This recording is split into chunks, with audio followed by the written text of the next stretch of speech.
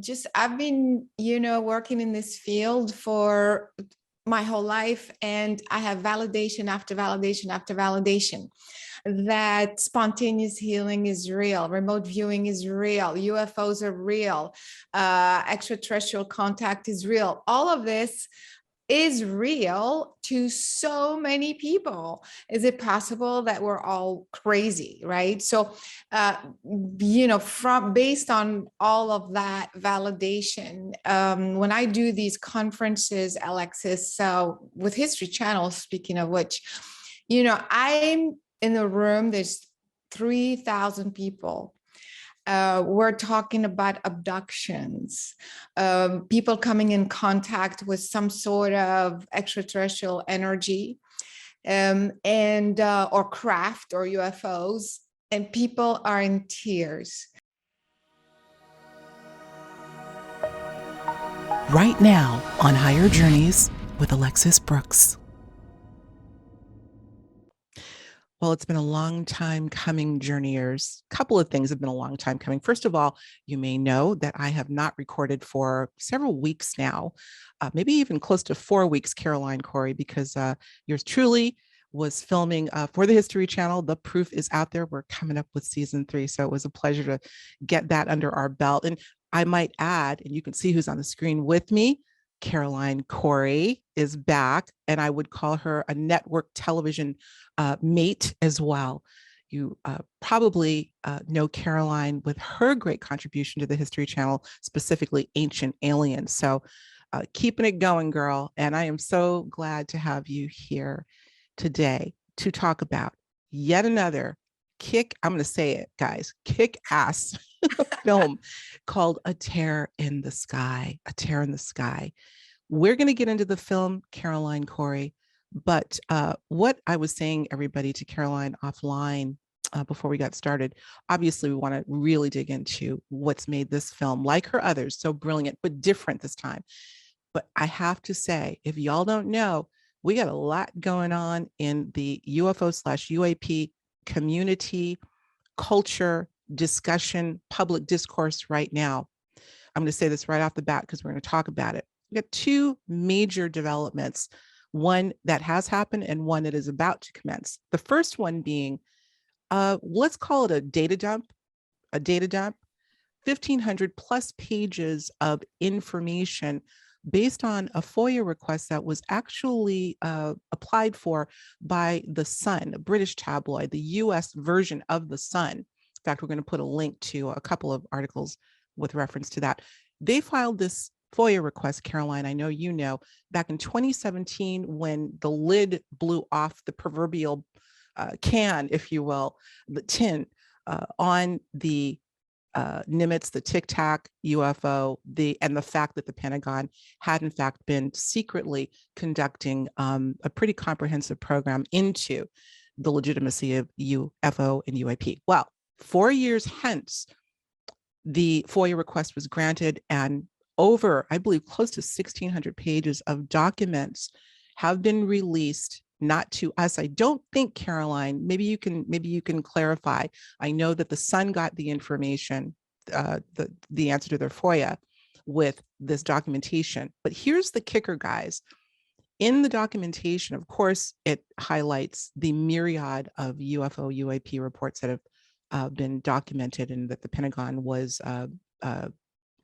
collecting the data for, but also the physiological effects that have been associated notoriously with these sightings. We want to get into that.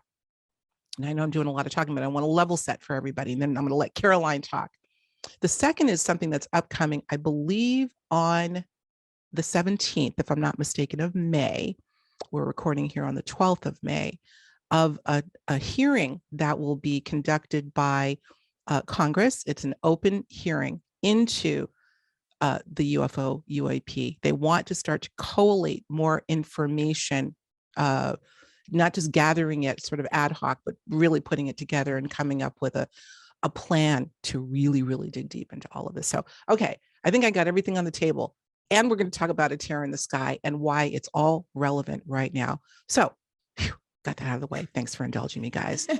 Caroline Cory, welcome. Got a few things to discuss, eh? Yeah, right. Hey, Alexis, so good to see you again. How Oh, are you, love? oh God, life is full for me. You know that, but I'm still smiling, and we got a lot to be excited about. Let's Good, start good. with Yeah. your great film, A Tear in the Sky. I had the pleasure of screening it just a few days ago, and I knew it was going to be off the charts, but I want you to start right at the beginning, Caroline. Tell people what you did with this film that has never been done before. Well, as always, for those who know me from other films, what I like to do is take a subject, and usually it's in the paranormal realm, and make it normal because to me, my whole life is sort of paranormal, you know.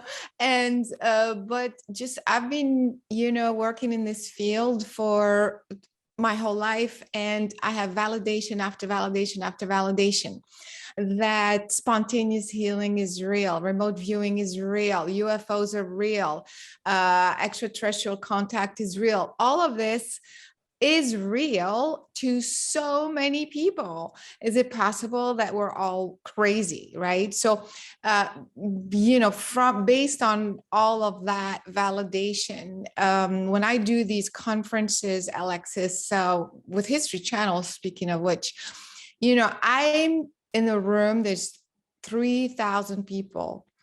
We're talking about abductions, people coming in contact with some sort of extraterrestrial energy, and or craft or UFOs, and people are in tears.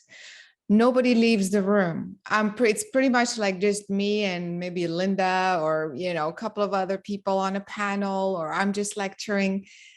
It's crazy how many people are actually remembering having some sort of extraterrestrial contact, some sort of non-physical crazy paranormal thing. And so because of that, this time, with the UFO subject being so mainstream, really, the last couple of years, I thought, what can I do with this subject to make it credible even more to the mainstream, bring more validation? So, of course, I thought the best way is to bring science. Now, there's different approaches. I did not want to have a bunch of scientists look at footage that's already out there and tell us, well, we think it's this, we think it's that, because we don't really know how this footage was captured. We don't have enough data. We don't have any different angles. We don't have any other correlations. And so I thought, let's go out from scratch. If a scientist wanted to investigate this subject, how would they do it? So we went out and set up an expedition with a crazy amount of equipment. And because also usually it's just optical, just a camera or something like that. So of course, we had a bunch of regular cameras. We had the night vision, the infrared, and the FLIR cameras, which are 10 times more precise in the thermal range, in the infrared range. We had magnetometers, spectrum analyzers, radiation detectors, RF detector. I mean, all sorts of devices, and a multitude of them, not just one of each. And for the purpose of retrieving data in real time as we are observing the UFO, right? And collecting this data and finding correlations, because that's what makes something scientific. It's when it's not just like a one-off data. It's Right. that data correlates with this data, correlates with that data at the same time. Also, we set up in different locations at the same time to achieve triangulation. So now we even have different angles. So that was a huge undertaking. First of all, no one's ever done anything like this at that scale. I've never seen anything. In fact, when we were planning the film, the first thing you do as a filmmaker, you see what's out there, on this subject, what's been done, so you don't copy, so you don't repeat, And we were blown away. Me and my production team were like, wait, there's not like one scientist or what, one scientific organization that said, let's go out and do it right from scratch. It was mind blowing. So that's another reason why, with everything that's happening right now, it's like, Caroline, go out and do this right now, no matter what it costs, no matter what it takes. And so that's what we ended up doing. And I know it was guided because I had the idea in December. By March, everything was in place. We had the team, we had the location, the budget, it was just like everything was flowing. And by July, we were filming. Last July. Yeah, that's what I thought. So let's give the audience, Caroline, a little bit, thank you for that, a little bit more logistics in terms of who was involved and where you were and how it's connected, or at least some of what you were trying to procure was and is connected to that famous Nimitz tic-tac-toe, not just the report, but the footage that so many people got to see back in 2017. And some of the people who were witness to that were also involved in your film. Let's start with Kevin Day, somebody who I've had on the show a couple of years ago now. Right. And so originally, because I work with a lot of scientists, I thought, let me just find the scientists and put a team together that way. And then during our research in pre-production, I stumbled on Kevin Day. And I saw, oh, he's got a group together. And so I spoke with him and I really loved connecting with him. He's so real, so authentic. He's amazing. And so he said, Caroline, I've put this team together, UAPX team. And, we've been wanting to do an expedition like this. So it was like, oh, so he already had a couple of scientists on his team. And more importantly, he had David Mason, who pretty much supplied 99% of the equipment you see in the film. Wow. And inventions, which you also saw in the film, the inventions where you convert light into sound and sound into light. We talked about that. Yeah. Crazy stuff. And so I thought, you know what, let me give it a try. Instead of putting a team from scratch together, let's see if Kevin Day's team would work out. And because of that, I'm making a film, right? So there has to be a sort of a storyline. It ended up being that 3 of the cast members, in fact, we had another cast member, were the guys who were on the Nimitz, on the USS Princeton, Kevin Day being the radar guy who caught it first, and a couple of other guys. And so it kind of made sense to tie that story with what we were doing. Of course. These guys, especially Kevin Day, was so affected by what happened to them. Speaking of the connection, and bear in mind, I still hadn't put 2 and 2 together on this whole UFO thing. I mean, I was living in the wilderness, man. I was homeless. I didn't have no money left. I was pretty much rudderless. I didn't know what the hell I was going to do, and I didn't relate any of these things back to this situation. And a funny thing happened when we were back out in the mountains. My cousin was back there with me, and for some unknown reason, I started saying thank you to God. And I've never been a really religious person. I don't have a religion. But for some reason, I started telling God thank you, and I really mean it when I say it, It's from my heart. I know you do. Oh, my gosh. And when that happened, my life started to change.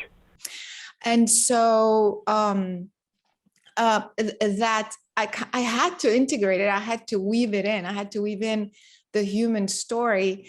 And what ended up happening, which that part is crazy, we said, well, if the 2004 Nimitz encounter happened in the Catalina area, and then later after that, in 2014, 17, 15, 17, the USS Omaha, the USS Kidd, other ships as well reported similar, those Tic Tac UFOs in the same area, even swarms. I remember it was the USS Omaha, I believe, swarms of these Tic Tac videos. Something is in this area. Mm-hmm. Because we have Kevin Day and the Navy guys in the story. is it possible that we could go back to the same area and find the same Tic Tacs? I mean, it was like, what are the odds, right? We're 2021. And sure enough, it's insane, but we did catch similar objects. I mean, I don't want to spoil the surprise, but it's, when we planned it, we didn't know what was going to happen. And it ended up being kind of like coming full circle. Absolutely. That crazy story. And in 5 days, I want to emphasize for the audience, you will undoubtedly want to see this film beginning to end. And in typical Caroline Cory fashion, it was done so beautifully, the cinematography, and yet very real. 5 days, guys, 5 days, 5 nights that you had set up this sort of triangulation between Catalina Island off the coast of Southern California, San Diego, right? And Laguna Beach. So you had a team over on the island, and then you guys, I believe, were set up stationary on Laguna. 5 days, 5 nights. I have to ask you, that is like unbelievable pressure. What if we don't get anything? Did you have a sense, Caroline, that something was going to show up? I mean, you really banked, you bet a lot of money on the farm to get some footage in a short period of time. What was going on inside of you that made you feel so confident about this? So, like I said in the beginning, it was like when I had the idea, just go and make this film, because originally I was going to do the sequel of Superhuman, and then it just came like, no, to go do this film. So I felt like I was on the right path, but the closer we got, the more money I was spending. It was like, oh my God, here's another bill. Here's another bill. It's like another $50,000, another $100,000. It was getting crazy. I really was like, 5 days, what are the odds? Right. So the scientists that were in the movie are very nuts and bolts. Like don't even talk about consciousness or contact or like, oh my God, like, it's just, we're here to do all the physical, measurements and stuff like that. So I did not have that that support, if you will, from the actual team in order to kind of set some intention, right, or none of that. So I was terrified. And even though back of my mind, I knew I had to do it, but so I would go just before we got to, filming. I would go in my hotel room. I'd be like, okay, you guys, give me something, like just one thing, And so I knew something was going to happen July 14th. Mm-hmm. So we set up the expedition to be July 12th to the 16th. And sure enough, on July 14th, that was the first capture. It came from the Catalina team, and then it ended up correlating with other things as well, from the Laguna team. And from there, it was one thing after another, And it wasn't just one thing we captured. We captured multiple things, and not just multiple things, multiple very unusual things that I've never seen before. Can you talk about without being a spoiler, we know that there were some of the very same Tic Tacs that were present during the Nimitz encounter, the famous Tic Tac encounter. You saw that, but what else? Oh my God. So of course we had the typical orbs, things that would come and like zigzag and leave. Physical objects that would appear, tilt, and then disappear. And they had the shape of a little, plane or something, not plane, obviously it's not an airplane. Mm-hmm. Things that would register cold. That's why we had thermal cameras.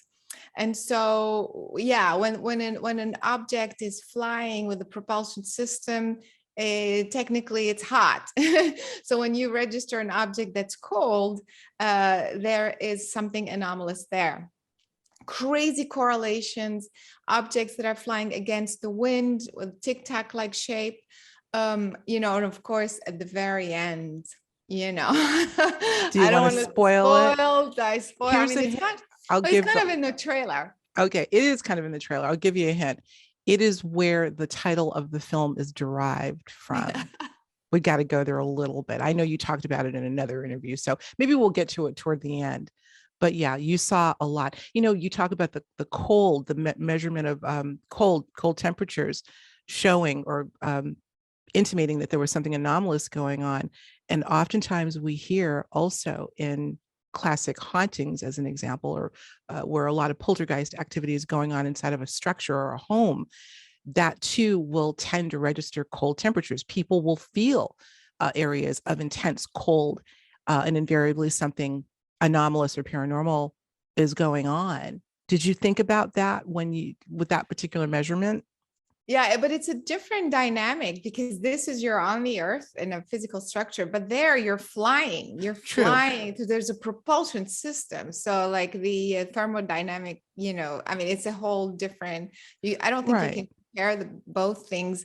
So I think it's a whole different type of technology that warps, space-time, the fabric, in such a way that it's not traveling in the same way that we are. So because of that, it registers cold, which is anomalous again. Mm-hmm. Okay, fair enough. Which is not a technology that technically we have. Right. Right. So Wow.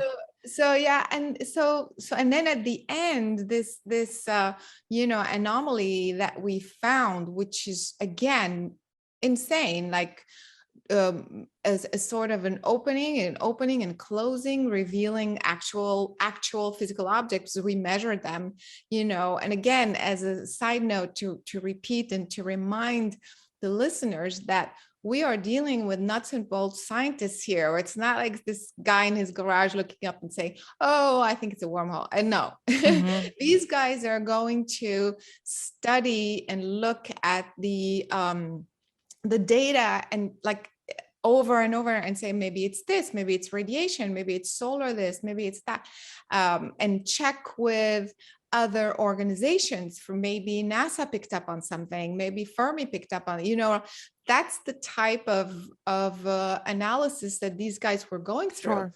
And so, and to get to a conclusion of, we don't know what that is, and things opening and closing, what is that? Right. So because of this, the film, is bringing so much more. First of all, there's nothing like it out there. It shows how a scientific expedition could be set up for UFOs.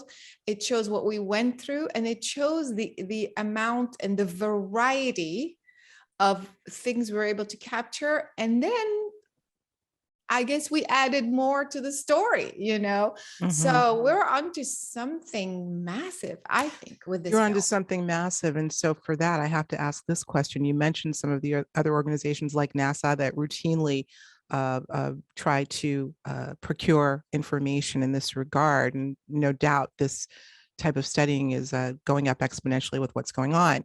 Did you, Caroline, ever, if you can say, get approached by some of these agencies, very curious about the sophistication of your operation?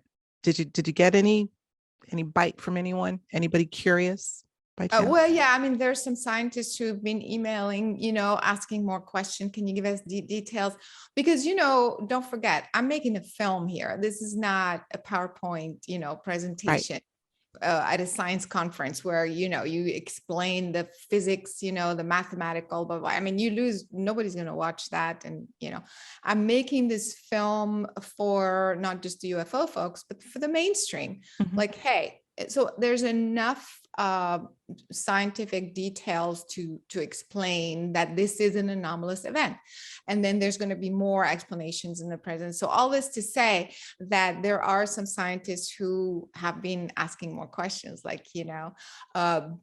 yeah, I haven't been approached by an organization officially. Okay. Let's say, but I'm sure people have been looking at this and kind of trying to figure figure out like what's going on. So far, I haven't had anybody who came up to say at that level or from that kind of level of expertise, let's say, to say, oh, we know exactly what this is. This is boom, boom, boom. No one said that, you know. So we'll have to wait and see. Let's where wait this and is see. taken. Yeah. Yeah. Particularly with what's upcoming with this open hearing within Congress. Is it what are the particular subcommittees? I can't remember. Is it counterterrorism, et cetera, counterintelligence, et cetera? Let's talk about this for a little bit, Caroline. Something is going on, girl. We've been seeing this kind of since 2017, particularly since that famous little leak about the Pentagon secret program. But something's definitely ramping up here. And I'm going to withhold my opinion as to what it is, because I don't know that any of us truly know. I'll be frank with you. I'm a little dubious. I'm a little incredulous about what the motivation is. And I always look at the time period that we're in when you get these sudden surges of interest in certain things that heretofore are off limits to talk about. Certainly we're way past the giggle factor. Something serious is going on here. Hence the reason why synchronistically your film came together to do what it needed to do. But I want to get your thoughts on where this may be going. We're talking about I'm calling it the haul or the data dump with that 1,500 plus pages, physiological effects. I want to talk about that. But now this hearing, what are we facing here? And yes. before you answer that, I want to, I have to quote one of the, if I can find it, one of the Congress, I think the person that's going to be leading this upcoming panel, Representative Andre Carson. He's going to chair the hearing, and he was quoted in one article as saying, quote, "We can't rule out something that is otherworldly." I think that's the first time I've heard something like that. Yeah. No, the other folks as well from Congress has said, kind of like here and there, but then they kind of catch themselves and say, but we can't go there. We can't guarantee, we don't know, like kind of keep it very fuzzy and like confusing. Right. So, but I mean, yeah, this is a huge, huge step. And especially with that report about the effects coming in contact, the physiological effects. I mean, what? The Pentagon talking about abductions and spontaneous pregnancies. It's like, it's almost surreal. It's surreal. And now the hearing. So I feel there's definitely something going on, an agenda going on. But at the same time, I feel it's like a revolving door. It's like we keep putting out this information. We've been putting out all these UFO footage that can't be debunked or, incredible stuff. Then so many people talking about abductions and this and this and that. And of course, everybody's thinking we're crazy. So at one point, there's so much credible evidence, so many whistleblowers, that at one point, I feel like the government has to say something. They can't just stay silent forever, even though they're always kind of inconclusive. You're always saying it's inconclusive or this or that, but they have to say something. So I feel we're triggering some of that response the same way as this hearing as well. We are civilians, and in this movie, we're the first civilians who are out there collecting data scientifically and showing it to the public. And again, in the movie format, there's those, kind of a short version. And then there's hundreds of hours of data that was collected just from these 5 days. And we're civilians. You're not going to tell me that the government, with all the satellites and the radars and all the thing and monitoring the skies 24/7, they don't have data? Of course. You see what I mean? Right. So when this film and other people like me keep putting out this evidence that in a short amount of time, we get so much data, you know what I mean? Like, I think we're pushing the government to come out and keep saying things. Having Okay. said that, they also have an agenda, but Sure. they're, you know what I mean? Like they're kind of like seeing what's out there, when they should be saying what, and things like that.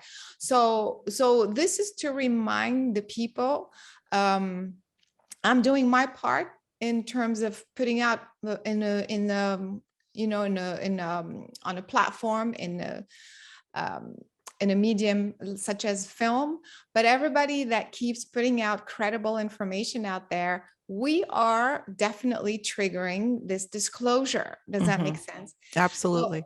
Yeah. and at the same time, I think they also have an agenda, because it's just too weird. You know, It it's is just too weird. And it's too bad we too have weird. to be skeptical, although I think healthy skepticism is good, but because of the track record of some of the things that have gone in the past, we can't help but question, what are the motives? What is the agenda? It's anyone's guess. As tempted as I am to proffer my own opinion, I'm not going to do it. But going back to this, I think of the two events, we'll call it the dump, the data dump that just happened. I think it was in early April, and then this upcoming hearing. In the first one, the physiological reports, and it wasn't just about that, but that was very, very telling. I got a quote from a couple of articles that I picked up and read on the subject, and I'm going to quote one fascinating document that was acquired by the Sun, included in an acquisition threat support report, sets out how categories, including anomalous behavior with encounters with ghosts, yetis, spirits, elves, and other mythical legendary entities, classed as A, N as in Nancy 3. Then, of course, seeing a UFO with aliens on board would be CE3. But they also cover poltergeists, crop circles, spontaneous human combustion, alien abductions, and other paranormal events also categorized in this report. Caroline, really? Now, to you and I, and to many in our audience, these are the things that we are constantly talking about. But when you get official documentation on things that have been pushed and pushed as being woo-woo and dismissed, all of a sudden flipped on its ear, what? Something's going on here. Definitely, exactly. And so I feel, I mean, again, we don't know for sure, and I don't know how much, like, I can just say, but I just feel that the government wants to get on our side, apparently, like want to stop saying no, no, no, because I think they can't. And instead of, like, it's kind of like the game, it's kind of like reverse psychology, instead of telling us you're all crazy, they're going to tell us, no, well, there may be something there. We know there's something there. We don't know what it is, but let us help you. You see, like, it's almost like, it's better to do this together, as opposed to the government appearing as against, Right. and hiding. So I feel like it's a tactic to gain our trust again, because then if they say, look, we've studied this phenomenon, we were ignoring it forever, but we studied this phenomenon, and blah, blah, blah, and it's telling us this. So this is the plan to kind of, you see what I mean? So I get that. you see, so it's almost like, I feel like it's another tactic angle to get us to trust again what they're going to be feeding us, which it could does that be. make sense? It makes perfect sense. And it could be, again, I like to say it's never this or that, but this and that may be one component to it. Another I have to bring up, and I'm gonna be a bit, again, skeptical of some of these motivations historically, and you do touch on this in your film about when you get testimony from some of the folks that were a part of the Nimitz encounter or the Tic Tac encounter, including Kevin Day, talking about the confiscation of information at the time of the event in 2004. Now, this is obviously by military. This is obviously not the first time this has happened. There's a massive historical record of this sort of confiscation, mysterious visits by men in black and others. So I question how much they're saying they know versus how much they actually know, and why the secrecy and the threats against the witnesses in many cases by these officials. How does Well, that of all fit course, in? Yeah, they're going to blame it on, Black projects like, hey, it's for national security. We can't divulge some technology that we have, and it's all for your own sake and for your good. I mean, that's kind of the reason they're always giving. And so if that means I'm going to confiscate this data for me to analyze it and then tell you what I think it is, you know what I mean? It's kind of like that. That's how they justify all these things happening. But it's kind of like it's not working anymore. And that's what I'm saying. I feel like now it's a different approach. It's a The different government is appearing like the enemy in terms of UFOs. I mean, you know what I mean? In this whole paranormal world, they're our enemy, they don't believe, and so on and so forth. And so, okay, why don't we get the people behind us to get them to do what we want them to do? Interesting. That's kind of how I feel. The other question, if that is the case, why now? Why now? Yeah. Always my favorite question, because timing is everything. Even though we ultimately live outside of space and time, within our 3D world, timing is everything. And I think that I'm always looking at the sequence of events and why things may be happening at one time versus another. Yeah. I mean, look at the world we're living in broadly right now, and all of, so much being predicated on on fear and things just being different. Well, if you want to talk about introducing a different paradigm into our former quote normal society, what better time to do something like this than now? Right. As an example. So of course, to me, politics and agendas is like go hand in hand. I mean, there's always some sort of agenda. So in terms of timing, again, I'm speculating, I don't have proof of any of this. It's just my intuition and what I see and observe and understand. I feel, of course, it's a big distraction. There are always financial reasons to just like the first report, it's like, okay, we studied 144 cases. It's inconclusive. Give us more money. We'll tell you what it is.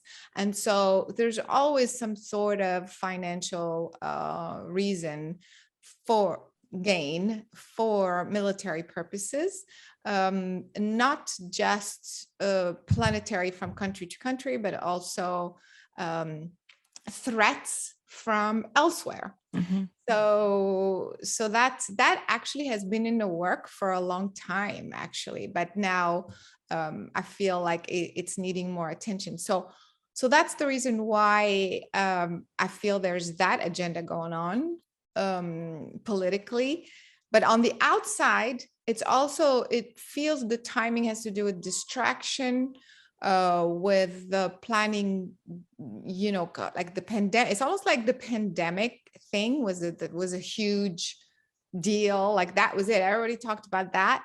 Now we're over it, even though it's still there. But for some reason, it's nobody's talking about it anymore, And so what's the next big story? It just feels like this other story, this narrative that we're being fed for another agenda behind the scenes. And I think it's for military gain. We're talking about, excuse me, human motivation up to this point. Now let's dip our toes into the water of perhaps non-human motivation. I've had this conversation, Caroline, with Linda Moulton Howe, I believe at some point with Richard Dolan, all of our favorites, about to what extent, if at all, what we call non-human intelligence may be behind what we're calling agendas of a whole variety, whether malevolent, benevolent, or neutral. Could the timing and could some of what we're seeing, this revelation, could some of the strings be being pulled by the extraterrestrials or extradimensionals et al. Themselves? Yeah, for sure. I mean, it's a much bigger picture and bigger story. Like people think that the government is the ultimate kind of control person, and or entity. And in fact, whether we like it or not, or know it or not, the planet is still part of a planetary system, which is part of a galactic system, which is part of a universe. And there are beings that are in charge of kind of maintaining the structure. You have to think about being, the planetary system and the galaxy as being one body. It's all connected.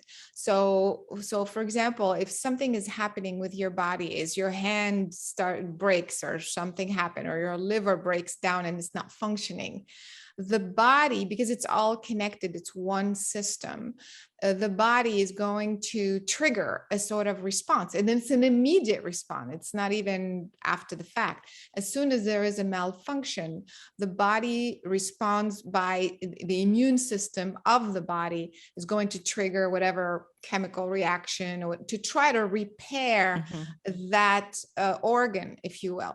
And so the planet is not floating around. I mean, without the sun, it just doesn't happen. So everything is interconnected cosmically. And so if something is self-destructing, such as the planet Earth, because it is self-destructing. I mean, come on, just look around. If it's starting to self-destruct, like the liver and the body, the immune system of the surrounding, of the body is going to kick in and step and bombard this organ, this entity, with the proper information, the proper chemistry, the proper whatever energy that it needs to self-repair. So it's a little bit like that. There is a larger organization of entities, whether it's just energies, meaning cosmic energies moving the celestial bodies, but also beings. And I know that for a fact because I know who these beings are. And so that are either incarnating, so they are in physical form, or working on the other side of the veil. And their work is to allow and help the planet Earth to self-repair, because it is messing up the body. The galactic body, really. Yeah, the galactic body. I love the metaphor. I think it's brilliant. You can't say the liver, I'm going to pretend it's not there. Well, it's there, and it's sending the wrong cells, it's sending the wrong signals, it's messing up the immune system, the endocrine system, it's messing up everything else. And so it's exactly like that. And so the beings that feel, I know that they are here, they don't belong, or they're communicating with other beings on the other side of the veil, and know they're getting messages and downloads for that purpose, it is happening exactly that way. So that's the reason why we should never stop at the human, story. Whatever the government is doing, guess what? They're just human. That's right. They're just human. And they're still part of a larger intelligence that is seeing, observing everything. And the immune system of the entire body is a lot stronger, more powerful than any of the tiny little organs, such as the earth. And it's it is operating at a universal level, because it's operating with universal laws. It's not operating with the teeny little human laws that we come up with, our little agreements, like, hey, we're going to have boundaries and we're not going to have wars on Sunday, but then we can go back to war on Monday. Hello. I mean, just ridiculous things like that. The universal laws are based on principles of oneness, because it's one body. That's right. It's based on principles of love. It's based on principle of reinventing yourself, self-repair, self-organize, self-maintain, to thrive and continue evolving. It's the opposite of self-destruction. One organ wants to self-destruct, it's going to have to self-repair. That's right. It's bigger than us. Yeah, I agree with you. I know that we are integral to the larger body, but we don't run it. We are, it's kind of interesting. You could almost look at it as a paradox, because we as individuals, like William Blake said, how did he say it? The something like we have a whole sea in a grain of sand, or the universe is in a grain of sand. In other words, the universe is within us, but that doesn't mean we can control the universe. It means that we are part of that one body. But there's a self-correcting faction that is intelligent. Now we get into the topic of consciousness, universal consciousness.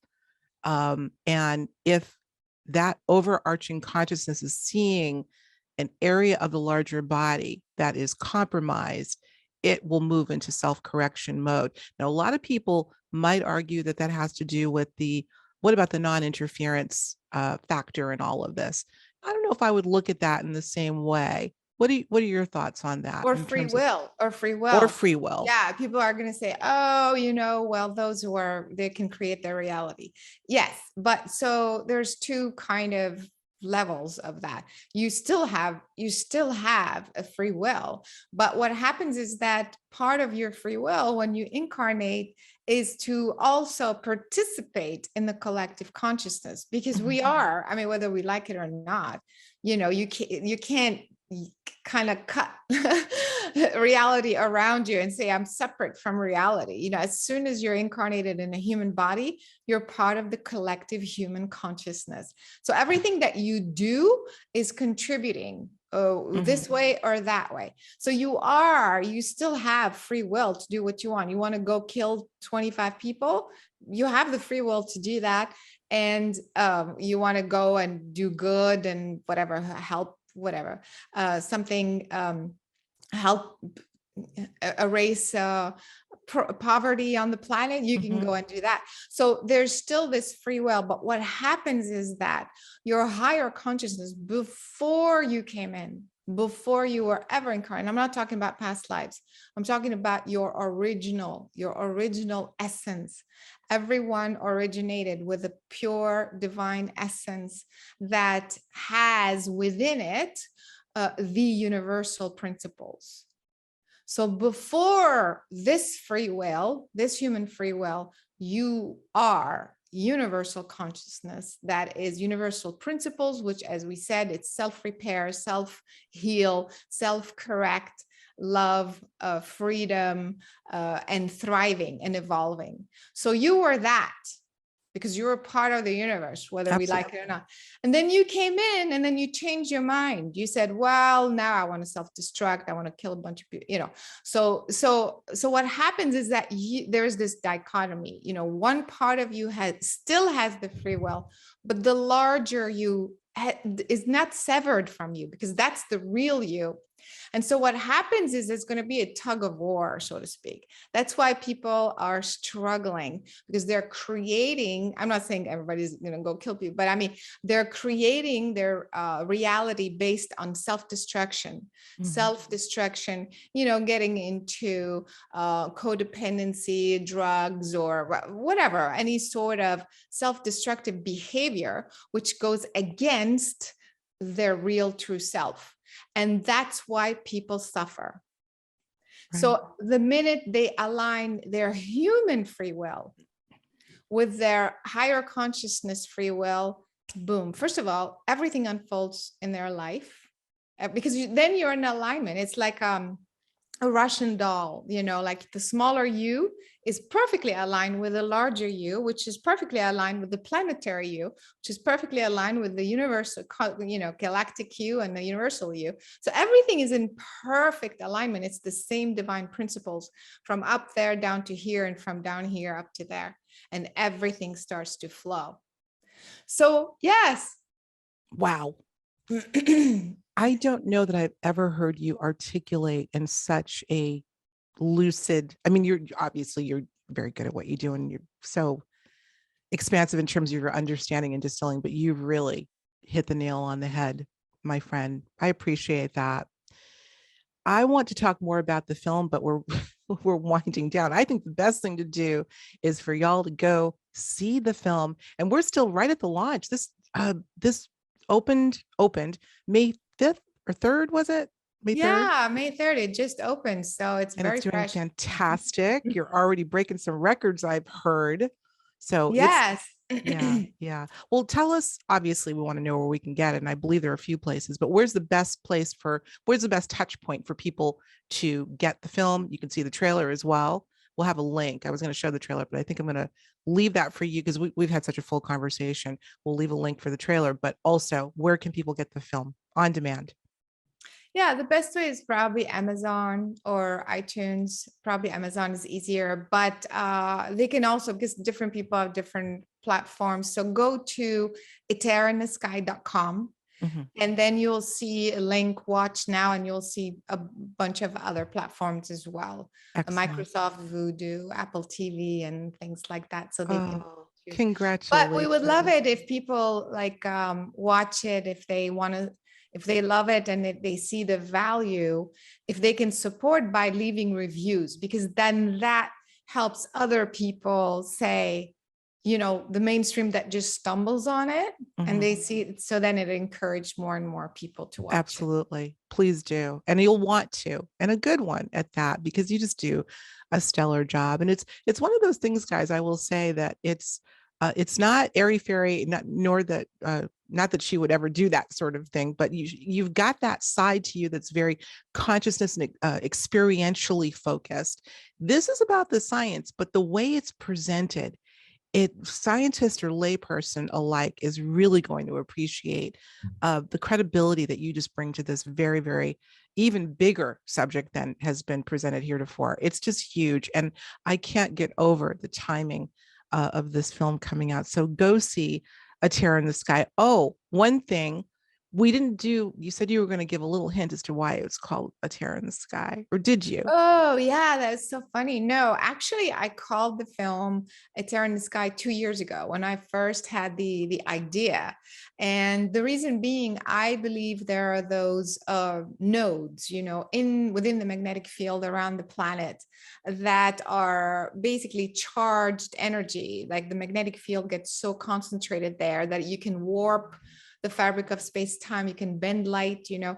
So Mhm. I feel that in those particular nodes, that's where the UFOs or these strange anomalies can happen, because it's warping space-time. And so I kind of connect with those nodes, and I want to understand and know more what these nodes are, which are to me is sort of a portal. It's sort of a, Right. you know, Well, entry exit point to other realities or other technologies or other ways to get beyond this planet. And so instead of calling it a node in the sky, like a tear in the sky felt kind of appropriate. And sure enough, at the end, we find this crazy opening in the sky that's like a tear in the sky. I like A So Tear in the Sky. Okay, I did. Well, that makes it even more fascinating, right? Almost like a self-fulfilling prophecy in a yeah, way.